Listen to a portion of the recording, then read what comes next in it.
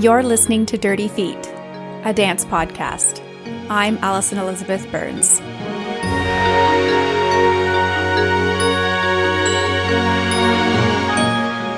Today I'm going to be talking about Skin Songs with Jessica Ruano. Jessica was first on the podcast back in 2016 when we were talking about the Ghomeshi effect, which she created and directed. Now this one is a collaboration between several different artists. Skin Songs is a dance theater piece. I'm getting a nod, so we're on the right direction. All right. And it was devised by Eleanor Crowder, Jackie Dutoy, Jessica Ruano, Lola Ryan, and Angela Schleihoff. Now, Jessica is here to talk about the work, how it was created, how it's being presented, and all that. Is kind of a unique piece. It's also part of the Tactics main stage series, which Exciting Cause was part of as well. It's actually being performed outside at Strathcona Park here in Ottawa. And the audience is invited to bring an audio device and headphones and listen to an audio recording of the performers while they perform live. So there's this kind of public, private, intimate experience that they're building. The promotional photos coming out of this piece, the four female performers are dressed in red dresses and red lipstick and a variety of footwear. And there is definitely a strong element of femininity in the work. I just want to take a second to read this. Skin Songs has been built over 5 years, starting in 2018, with the contributions of many artists engaged at different levels and, from what I understand, at different times. Between them all, we embody the experiences of queer, racialized, immigrant, cisgender, and transgender women. So let's start, Jessica. Let's start by talking about how you became involved in this show. So I became involved in this show just through earlier conversations with Eleanor and Lola, who were the two women who originated this piece. And I was very interested in the work they were doing to explore what it's like to be a woman from various perspectives. And they, first of all, I saw this piece. It was back in, it must have been 2021 when the two of them were presenting it in Strathcona Park. And of course, as you know, this was at the height of the pandemic when things couldn't really be done so much indoors. So that's where the outdoor component came in. And at that point, they had spoken to both myself and Jackie Dutoit because they wanted to diversify the stories they were telling and show more experiences of what it's like to live female. And so at that point, we were invited to go and see the show with only Eleanor and Lola physically performing it, but our four voices were at this point involved. And again, part of the interesting thing about the show that came out of the pandemic was that Eleanor and Lola had wanted to put together a performance that felt very intimate, which was difficult to do when we were supposed to be physically distancing. And so Angela, actually, who is one of the co-creators and the sound designer, had the idea that the sound could be heard through audio devices with headphones. So you have that sort of very intimate experience of listening to the story in your own personal devices, but everyone's doing it at the same time, but seeing everything in a very public space. So, and that kind of went along with the theme of making our very private stories public, to say that these are the kind of stories we want to have out in the open. And so now when you see the show, again, you're wearing headphones, and you're following four dancers through Strathcona Park. And I think what's interesting about that is that while the audience is watching us, other people who aren't part of the show, who just happen to be at the park, are watching us and the audience. So it's that sense of the observers being observed, which is kind of a fun meta-theatrical thing we're playing with. And then it gives them an opportunity to sort of like reflect on their own stories as well and how I guess they would feel sharing these things in a public space. I find this discussion of public space broadly and also specifically in this context so interesting. I mean, public spaces are places where things can happen and things can surprise you, and anyone is welcome and anyone could be there.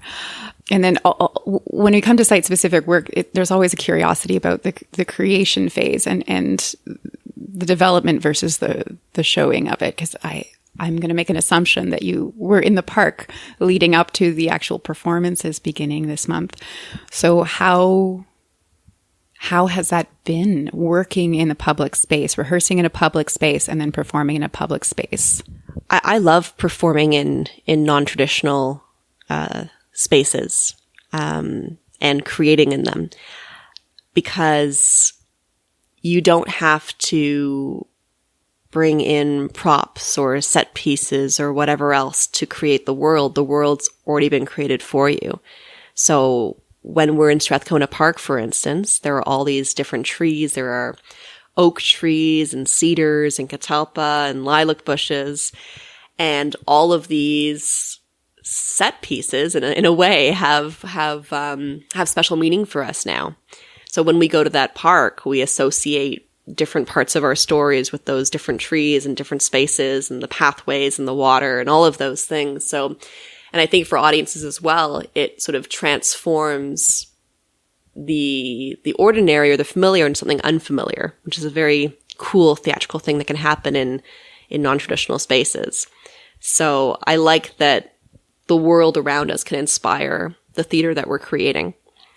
And we did rehearse in the park every day during a rehearsal period, except for 2 days when the weather was a bit iffy. And then we just worked on parts of the show that were less reliant on the outdoor scene. But for the most part, yes, we were just responding to the nature around us and creating choreography that worked with the trees and with the different spaces, and considering, how much do we want to be on the ground? How much do we want to be standing up? And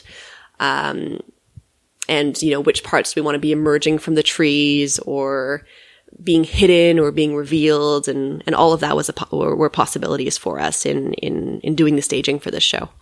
Yeah, let's dive into this content a little bit more, both in the audio, which I understand is voices as well as music, and in the visual, which is, I assume, you're not making sounds in person. You're just using your bodies, making movement, interacting with the space as you have described.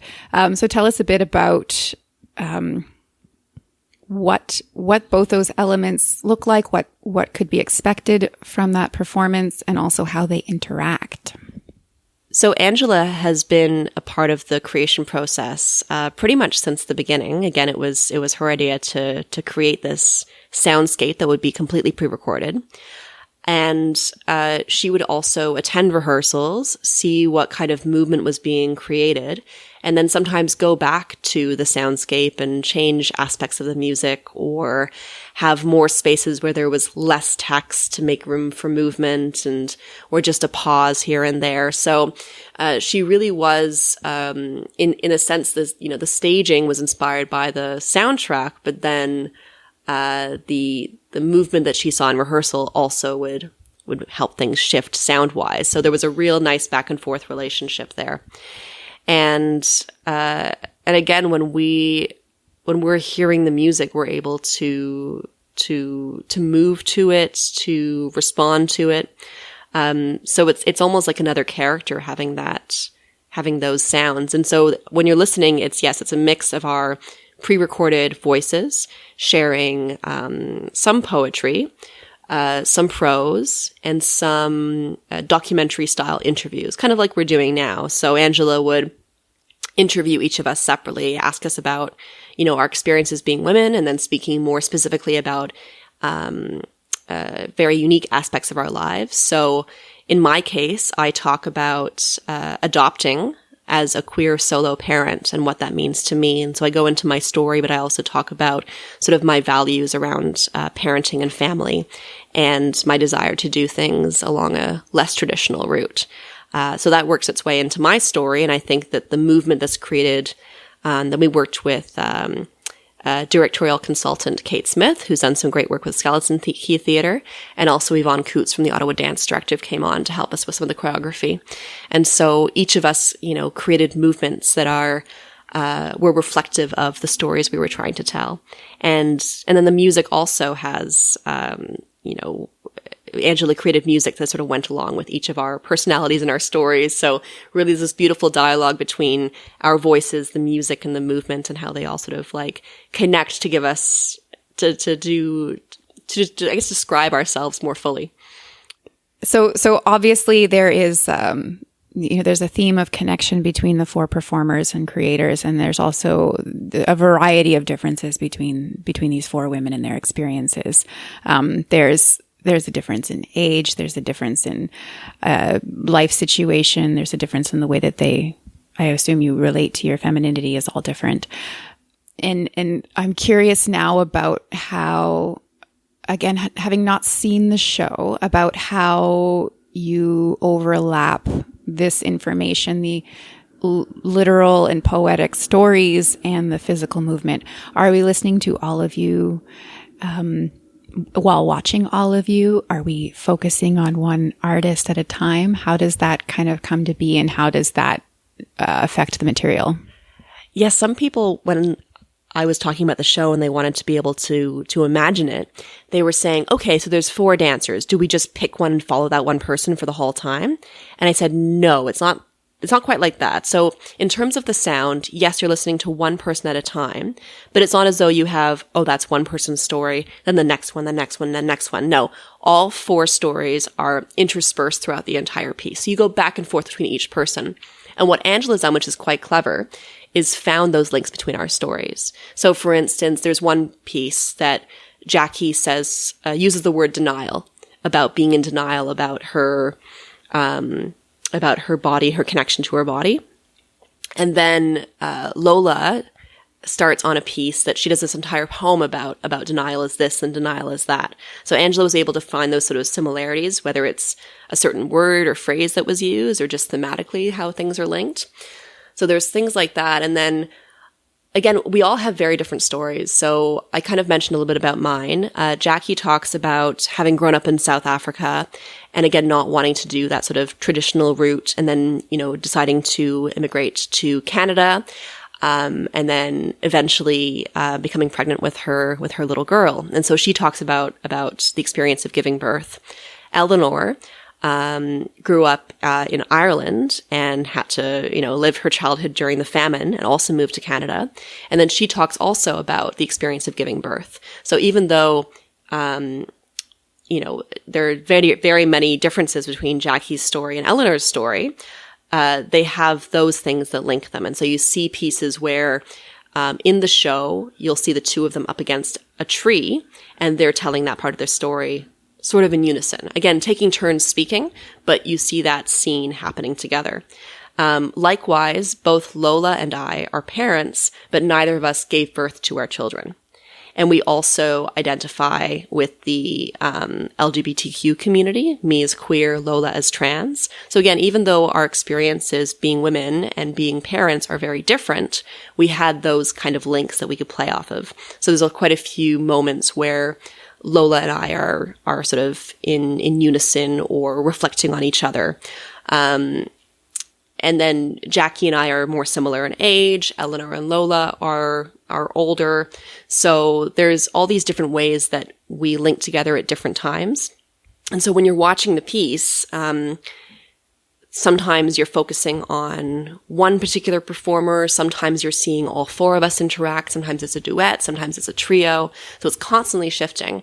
And I would say in terms of the trajectory, usually around the beginning, you're kind of watching one person at a time. But as the show continues, you'll see more and more us coming together in this sort of supported, unified way. So by the end of the piece, we're all pretty much doing the same kind of movement to show that we're all connected, not necessarily, I guess, despite our differences, but also because of our differences, because that is the experience of, it's the experience of being women includes differences, right? Like, we never sort of go into these women's spaces assuming we all have the same experience, so that, you know, we can all relate to each other in every possible way. And that's how the show begins, with that statement that, you know, even though we have, you know, we very different experiences, there's that sort of tiny essential element that helps you find that connection with women. Even if you can't describe it, even if you can't say quite what it is, but that's kind of what we have sort of, I guess, expressed closer to the end of the show through movement. Great. That really, that sounds very intriguing and really paints a picture of where you're coming from, all four of you. Now I want to know where you start generating movement from that place, from these stories, these lived experiences. And again, just like this collaboration of working on something so personal as a group. How does that work? And what's the hierarchy in the rehearsal process when you're working with such personal material? It's true. I mean, anyone who's done a collective or collaborative work knows that in some ways it's the best way of working, because everyone's kind of working as a team and there isn't that hierarchy. But then also can be very challenging in terms of just making decisions. So we kind of took both approaches. So last year when we were working together, it was very much that collaborative approach. And a lot of the movement was actually improvised. We would just sort of listen to the soundtrack and then move as felt right. And then maybe offer suggestions like, oh, we could try this, we could try that, or we would try that out. And again, Angela was always there as a co-creator, but not performing in the show. And so she was able to offer some feedback in terms of what she was seeing and her experience being that outside person. But then this year, since we were very fortunate to get some funding from the Canada Council for the Arts, we were able to hire a couple of outside people. So as I mentioned, Kate Smith, Yvonne Coots were able to be there, and they were able to give us feedback and sort of refine some of the movement that we've been exploring to say, like, yes, that works, keep it, or let's try something a bit more here, or that's a bit distracting, do less of that so the other person can kind of come forward. But they were very good about noting the work that we'd already done and not trying to push a different or new vision onto the piece, because again, we'd already done, you know, essentially years of work on it. So they came in really to just refine what we had, make offerings and work with us to create something that would be clearly communicated to the audience. Because, you know, again, when you're doing very personal pieces, some things can make sense to you or can be very clear to you. But we wanted to make sure that an audience who didn't know us or recognize our voices right away would be able to connect with our stories. And so we sort of had different ways of doing that.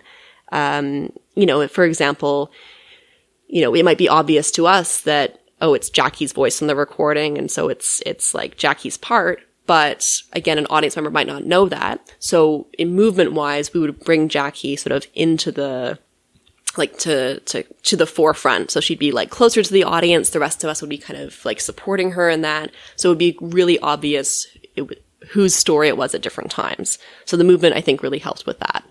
And we were able to do the staging in a way that that made that very clear. Just to help the audiences along, so there's no sort of confusion about what's happening when. So this is a very strong cast for this work in particular. I mean, I guess it makes sense that the work that this cast would make would be appropriate for the cast. But I know Lola as a dance artist. I know Eleanor as a theater artist. I know Jackie as both. And I knew you primarily as a theater artist coming into dance. Obviously, we talked about the Ghomeshi effect because it involved dance. And we're talking about this because it involves dance. You also bring to this work your physicality from artist modeling. Can you talk a little bit about first of all, I think it would be interesting for our listeners to know what that involves. It's a lot more involved and difficult than I think people assume. And also how that has influenced the way you move and how you use that towards choreographing. Yeah, I was very fortunate to work on the Ghomeshi effect with Amelia Griffin years ago, because she is a contemporary dance artist and choreographer. And she recognized that when we did casting for the Ghomeshi effect, while many of the actors had dance training, they weren't necessarily dancers. And so the movement that she created for that show was such that somebody who had, let's say, good physicality or movement could learn it, but it wasn't intense choreography that really only a professional dancer would be able to achieve. So we found that sort of like nice happy medium of creating really powerful choreography that was accessible to non-dancers. And so I learned a lot from her in terms of communicating things through movement. And at the same time as working on that show, I had also started doing what we call life modeling or art modeling. And I fell into it completely by accident. Somebody I knew was the model coordinator for the Ottawa School of Art. And at the time I had just moved back to Canada from England. I was looking for work and I was offered a bunch of sessions there. And I was very nervous about it because, as you may or may not know, modeling for artists often involves being nude because that is the best way for them to study the human body and learn how to learn the foundations of drawing. So that was something that I was definitely not comfortable with in my earlier years, but that I was keen to sort of face that fear. So I gave it a try, and I found that I not only really enjoyed it, I was actually very, very good at it.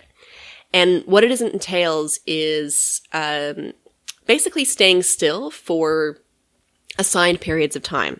So sometimes it would be a 1-minute pose and it could be something a little more athletic or dynamic that you're holding, or it could be a 5-minute pose, which might need to be, a little less ambitious, or it could be a 20-minute pose or even a 1-hour pose in which you're standing or sitting or lying down for a while and people can do a more detailed drawing or painting of you. Sometimes I've done the same pose over several weeks where, I'll take lots of breaks, but I'll be sitting for about 3 hours once a week and the same group of artists will be coming in to complete a painting, for instance. So this kind of work is, for me, very meaningful and very, creatively stimulating because I'm constantly inventing new ways of moving and new ways of posing that make sense for artists and help them learn to draw or paint or to create things that they're proud of. And I've been doing this now since 2015. And I've worked in over 20 locations, maybe more than that now, but across Ottawa, Gatineau, in the Ottawa Valley. And I'll be doing a bit more when I go to Europe this summer. So it's one of those things that kind of, you're constantly like learning new things. It's just a great environment to be in. Everyone is very, very, focused on their art and very glad to have somebody there who's willing to provide them with basically a blank canvas, to work on their skills. And so from there, it was a great opportunity for me to get to know my body and what it can do, which poses I can hold for long periods of time, ways I can twist my body, ways that can communicate feelings or ideas and things like that. And so that's something that I feel has given me a better sense of my own physicality and something I've brought into working on this show. And then the fun part about usually the modeling I do is in an art studio. So it'll be like the Ottawa School of Art or Algonquin College or like a life drawing session, some venue. But a lot of models I know also do photography, like art photography. And sometimes that will take place outdoors. So you'll be posing, up against a tree or with a waterfall or in some kind of like interesting rock formation. And so I've been studying a lot of other models and the poses they do in those natural environments. And so when we're bringing this show into a park where we have those trees and other sort of natural set pieces, I would find ways to get my body to sort of either imitate the landscape or to complement it or to just interact with it in different ways. So I find that, in doing this modeling work and in studying it, it really helped me to be able to interact more naturally with the environment we were being presented with. It makes me think about like the little satellite of, we talk about somatic practice being about the sensation of the movement that you're creating. And then there's this idea of trying to, create a shape when I say satellite, I'm thinking about, in your mind's eye, you're seeing yourself from outside, and you're creating an image, you're creating something. And coming from a visual art practice and kind of having, 12 students surround you and draw you from all angles, and you have this living, breathing satellite circling you and covering you from all sides and creating your shape with their own interpretation. What an interesting thing after years of practice to kind of have that. I imagine a little satellite in your brain while you're putting this together. You're nodding. Do you want to add to that? Yeah, that's exactly right. And again, you can't see yourself, so you have to just know yourself well enough to be able to imagine what it looks like. But I mean, there's different parts where there was this beautiful, beautiful oak tree that I was, as part of the staging, I was told to stand next to for a period of time. And so I arranged my legs and I raised my arms so that it would be matching the flow of the branches up above, and just to create that. And again, the show is really about, being women, and like really part of that is our connection to nature. We talk about Mother Nature. We talk about, in the show, we talk about bloodlines, about menstruation, about childbirth, about renewal, about the aging process. And all of that connects to nature and the ever flowing cycle of nature. And so to find those moments where we are connecting with the natural landscape around us, where we see the similarities between our bodies and in the trees that we're connecting with, I think that's very meaningful.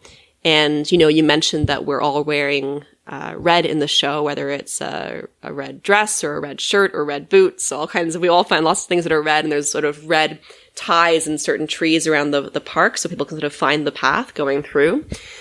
And again, that connects to that whole idea of bloodlines. And also it's that classic image of the, in advertising of the sensual woman wearing red and that kind of thing, and how we're sort of looking at those stereotypes of what a woman is and challenging them or questioning them at the very least to say like, oh, do we belong to that? And if we do, can we be that and also this? And how there's this multiplicity of being, right? That we are not just stereotypes. You might make assumptions about us based on the way we look. But I mean, for instance, in the show and, in my regular life, I have very short hair. It's shaved on the sides. It's what I guess you might refer to as a more queer haircut. But I talk in the show about how I love wearing dresses, which is very femme.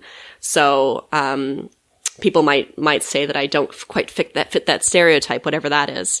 And I think, all four of us, we challenge the stereotypes people have about women. And Lola, for instance, who she's very well known as a dancer and movement teacher across Canada and has a wonderful career.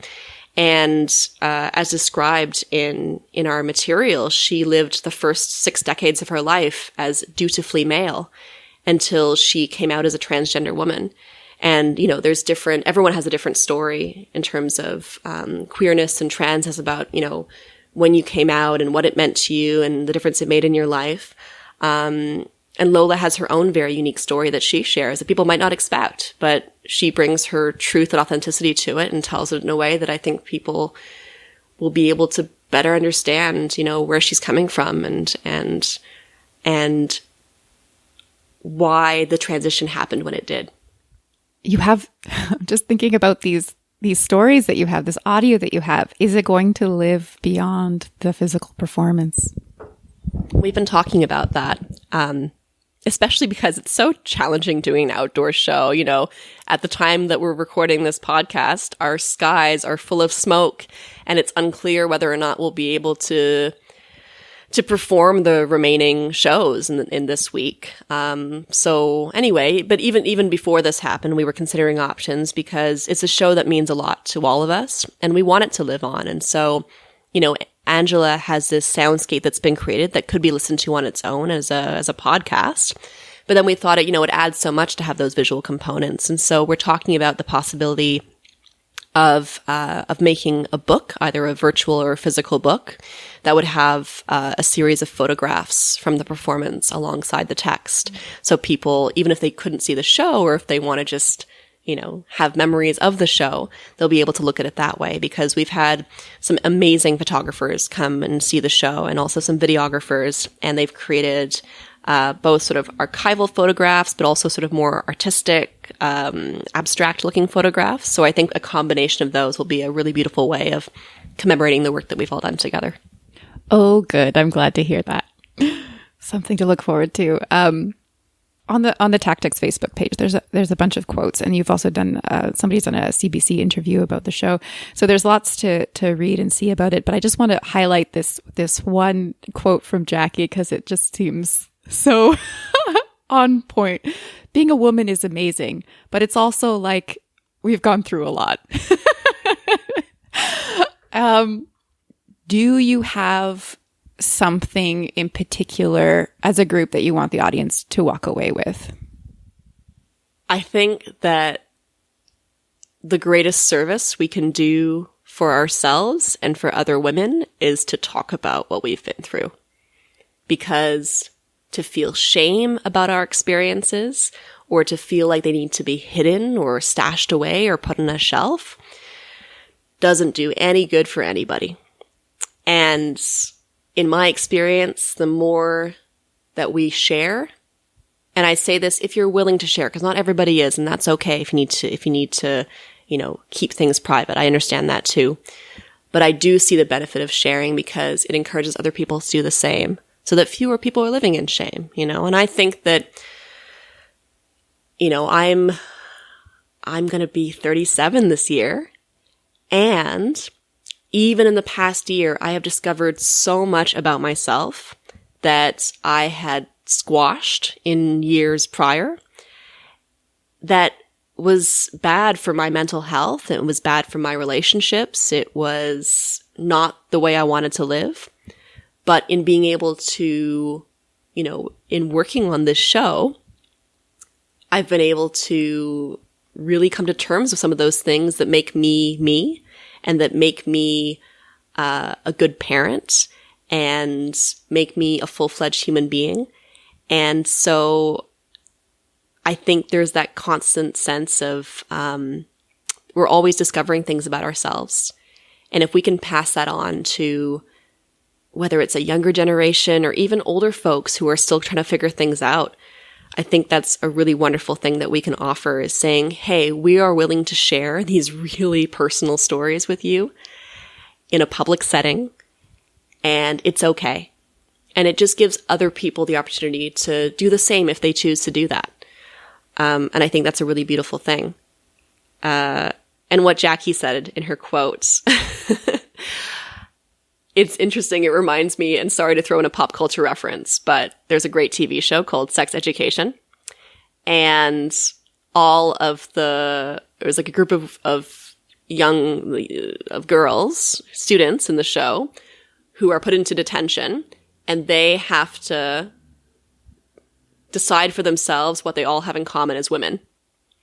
And the only thing that they can come up with that they actually had in common, because they were all super different types of people, was that, yep, we have to put up with a lot. So I found that pretty funny. And so I think that in our show, we're saying, yep, we've all been through a lot, but we also say, isn't it wonderful that we can be there for each other with everything we've been through? And that is the way we can move forward, is just by hearing each other out, being there for each other, despite our differences, because of them, however you want to put it. And, yeah, it's so cheesy, but yeah, we're stronger together. Jessica, any final thoughts that you'd like people to know about this show, about the process, about you? Well, it's funny. I think, especially when you do a show that has a bit of a different slant to it, like, okay, so we're in a park, people are moving around, we're listening to something, we have to bring our own earbuds. What? There's a lot of stuff. Just to let you know, we do provide the earbuds if you don't have any of your own. And it can be hard to to be excited to see a show when you can't quite picture it, or when you can't quite like figure out, you know, oh, is it going to be super interactive? I don't know. Like, how scary is it going to be? It's different. It's weird. It's all those things. The people who have seen the show so far, they come up to me and said, okay, that wasn't what I thought it was. It was better. Like, there were definitely people who came in and they were a bit nervous, but I think what people took away from it was like, wow, this is a powerful piece of theater. It's beautifully done. The folks in the show are tremendously dedicated, and it'll make you think. And it's inspiring, and it's not depressing. And there's so much joy. There's so much joy in it. Yeah. Great. Thank you so much, Jessica, for talking to me today. Oh, we've been speaking about Skin Songs, which is being presented as part of the Tactics main stage season this year, 2023. And the show runs until June 11th at Strathcona Park here in Ottawa. You can check out more information at tacticsottawa.com or skinsongs.eventbrite.ca. Thank you so much. Bye-bye.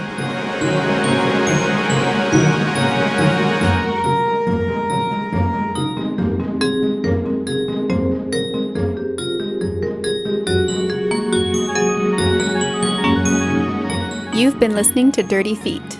I'm Allison Elizabeth Burns. Music for Dirty Feet by Tristan Henry. Special thanks to Paula Flalo for ongoing support and guidance. And to past contributors for amassing an almost 200 episode archive available at dirtyfeetpodcast.com. Learn more about me at AllisonEB.com. This episode was created thanks to my patrons. To support the show and my other initiatives, visit patreon.com/AllisonEBDance.